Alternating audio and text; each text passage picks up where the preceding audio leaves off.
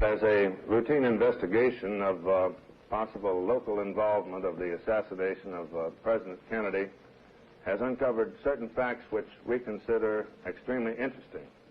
So I would say that the investigation is no longer routine, but it is now extremely interesting. Garrison, the Warren Commission said that Oswald acted alone and there was no conspiracy. Apparently you do not believe the Warren Commission's report. Is that correct? That's correct. I believe the Warren Commission was wrong and will be shown to be wrong. Mr. Garrison, in William Manchester's book, he says Oswald acted alone and there was no conspiracy, and certainly this part of the book hasn't been challenged by the Kennedy family. What is your reaction to Manchester's account?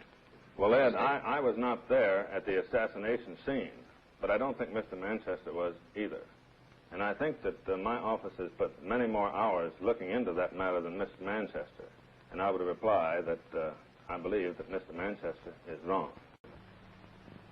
Mr. Garrison, on the basis of what you've just said, do you feel there should be a new investigation into the slaying of President Kennedy at a level higher than yours, as some have suggested a new federal investigation? Well, Ed, actually, I think that effective investigation, by that I mean imaginative investigation in which there is effective evaluation and not simply the blind collection of volumes of evidence, at every level is justified in a case like this. I would have to answer yes, except that I would hope that this time more premium would be placed on the evaluation function. But of course it would be better if more agencies cooperated and gave each other information and worked together. A matter like this justifies a number of concurrent investigations. Is the investigation proceeding on the basis of what you've uncovered or what you think you will uncover?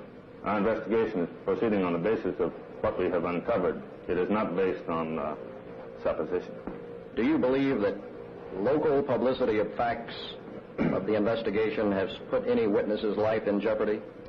I believe, unfortunately, that the irresponsible handling of this story by the newspapers yesterday and this morning in New Orleans have placed the life of one witness in such jeopardy that I think there's a real question about whether he will live or not.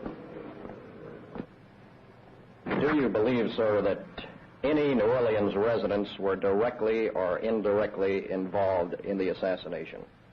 No comment. Mr. Garrison, some names have been released on people that you have questioned, particularly one person that you arrested 72 hours after the assassination as a fugitive from Texas. What comment do you have for this? My comment is that I think that the newspapers, in mentioning the names of people whom we have not charged, whose names we have not mentioned, is very unfair to these people.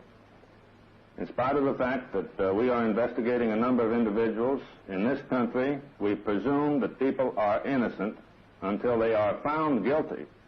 And these individuals have not even been charged. And their names have been mentioned in the newspapers in such a way as to create damaging inferences.